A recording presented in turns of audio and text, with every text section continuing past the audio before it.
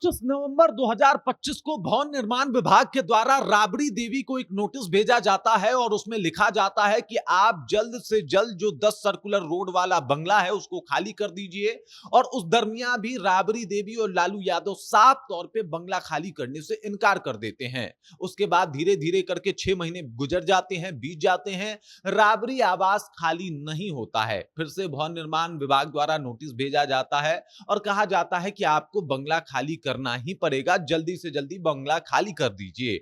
और इसके ऊपर राबड़ी देवी जब मीडिया से बातचीत कर रही होती हैं तो साफ तौर पे सम्राट चौधरी को धमकाते हुए और ये कहते हुए कि अगर दम है तो आप खाली करवा लीजिए, फोर्स भिजवा दीजिए, हम बंगला खाली नहीं करेंगे। और उसके बाद राबड़ी आवास के बाहर आरजेडी कार्यकर्ताओं का जमघट दिखाई पड़ता है, जमावड़ा दिखाई पड़ता है और वो तमाम कार्यकर्ता कहते हैं कि कुछ भी हो जाए बंगला खाली नहीं होने देंगे। आपको क्या लगता है कि क्या वो बंगला खाली नहीं होगा?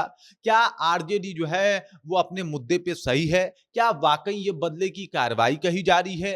इन तमाम मुद्दों को समझने की कोशिश करेंगे और अंततोगत्वा क्या उनको बंगला खाली करना पड़ेगा या नहीं करना पड़ेगा, इन सब बातों के ऊपर भी विस्तार पूर्वक हम आपको जानकारी देंगे। लेकिन उससे पहले मेरा परिचय जान लीजिए। मेरा नाम है रजत और आप जनता जंक्शन देख रहे हैं। सबसे पहले ये वीडियो प्रायोजित है अटलांटिस अस्पताल के द्वारा। यह अस्पताल पटना का सबसे बेहतरीन अस्पताल है उन मिडिल क्लास लोगों के लिए जिनके पास पैसे कम हैं।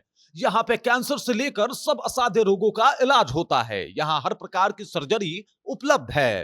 Appendix operation, fistula operation, laparoscopic surgery, पीत की थैली की सर्जरी, किडनी स्टोन एवं यूरोलॉजी सर्जरी, प्रोस्टेट सर्जरी, बवासीर, फिशर, पिस्टुला का इलाज, gastro surgery, cancer surgery, neuro surgery, पूरे हाइजीन का ख्याल रखते हुए ये हॉस्पिटल ये सारी सुविधाएं दे रही है। पटना में मिडिल क्लास लोगों के लिए इससे बेहतर अस्पताल हो ही नहीं सकता। शानदार सर्जन, बेहतरीन डॉक्टर और एकदम अच्छी व्यवस्था के साथ अगर आप चाहते हैं कि आपके और आपके परिवारजनों का इलाज हो तो आप इस अस्पताल में जरूर आएं। समझिए कि वो बंगला खाली होता है, दिया किसको जाता है, वो बंगला मिला किसको है? नंद किशोर राम, जो कि बिहार कैबिनेट में मिनिस्टर हैं। इनको जो है वो बंगला आवंटित कर दिया गया है और यहाँ पे नंद किशोर राम ने अपना दलित कार्ड भी खेल दिया है। इन्होंने कहा है कि भाई साहब हम दलित हैं, इस वजह से जो है हमको घर से, आवास से वंचित किया जा रहा है और हमको जो है उस आवास में नहीं आने दिया जा रहा है। इस बात को लेके एकदम से इन्होंने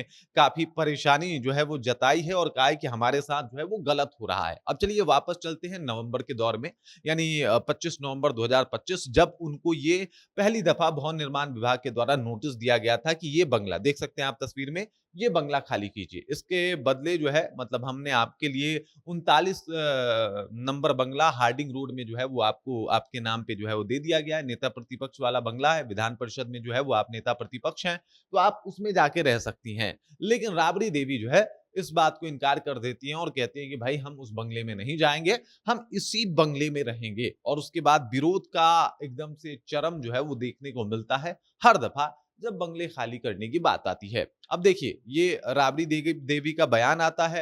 एसडीपीओ 1 अनु कुमारी जाती हैं, जाके बातचीत करती हैं, समझाती हैं, अनुरोध करती हैं कि आपको खाली करना ही पड़ेगा। और खबर ये भी है कि अब जो है 15 दिन का नोटिस भवन निर्माण विभाग के द्वारा जारी कर दिया गया है और कहा गया है कि महज 15 दिनों के भीतर या तो बंगला आपको खाली करना पड़ेगा या फिर अब आपके ऊपर कानूनी कार्रवाई होगी। कैसा हो सकता है कानूनी कार्रवाई? तो अब एक और इनके ऊपर केस हो सकता है, एफआईआर हो सकता है और लीगल तौर पे अब जो है कोर्ट इसके ऊपर भी फैसला ले सकता है। पहले तो इस बात को समझिए कि सरकार जिसे चाहे वो भवन आवंटित कर सकती है, नई सरकार अपने हिसाब से काम कर सकती है और इस मामले में उसको पूरा छूट है कि आपको कहां रहना है और आपको जो आवास आवंटित की जाए वहां पे आप जाके रहे। मतलब आवंटन कानून जो है वो कुछ इसी तरीके से, इसी प्रक्रिया के साथ जो है वो काम करता है। तो ऐसे में अब सरकार का ये फैसला है, गवर्नमेंट का ये फैसला या फिर यूं कह लें कि सम्राट चौधरी का ये फैसला है कि आपको ये आवास खाली करना पड़ेगा,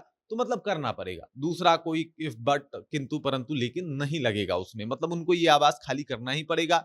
अब इस बात को समझिए कि भवन निर्माण विभाग जो है वो अब 15 दिन का नोटिस इनको भेजा है कि 15 दिनों के अंदर आप जो है वो इसको खाली कीजिए, अन्यथा आपको जो है वो अब कोर्ट की तरफ से लीगल नोटिस जाएगा और आपके ऊपर एफआईआर किया जाएगा कि आपने अनाधिकारिक तौर पे इस बंगले के ऊपर कब्जा करके रखा है। अब ये एक अलग मुकदमा बन गया कि अनाधिकारिक तौर पे मतलब आपने जबरन एक बंगले के ऊपर, जो कि सरकारी आवास है, उसके ऊपर कब्जा करके रखा है और ये मतलब एक आपराधिक मामला जो है इस तौर पे देखा जाएगा और फिर पुलिस जबरदस्ती उसको खाली भी करवा सकती है। फोर्सेस भेजे जा सकते हैं और पुलिस जबरन उसको खाली करवा सकती है। इसे नहीं रोका जा सकता। मतलब ये जो जितने भी आपको माहौल दिख रहे हैं या फिर आरजेडी कार्यकर्ता दिख रहे हैं, चाहे जितना भी बवाल हो, लेकिन अगर नियमतः देखा जाए तो उनको बंगला खाली ही करना पड़ेगा। दूसरा कोई उनके पास विकल्प नहीं है। हालाँकि कुछ लोग कह रहे हैं कि ये बदले की कार्रवाई है।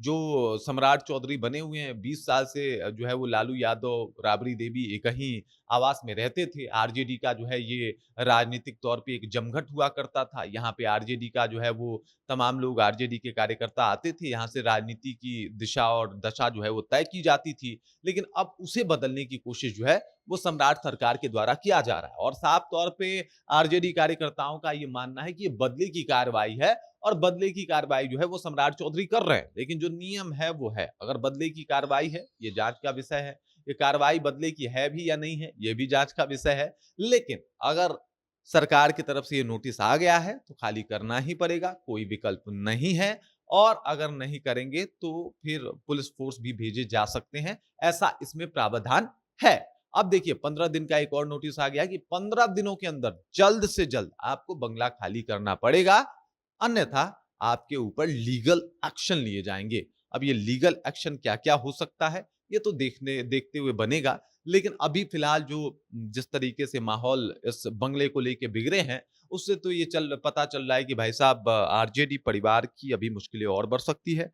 देखना ये होगा कि आरजेडी कार्यकर्ता क्या चुपचाप बंगला खाली करने में जो है वो प्रशासन की मदद करेंगे या फिर कुछ और ही मसला हो सकता है। पूरी कहानी आपके सामने है, आपको क्या लगता है? कमेंट कीजिए, अपना विचार हम तक पहुंचा दीजिए। बाकी आप देख रहे हैं जनता जंक्शन और मेरा नाम रजत है।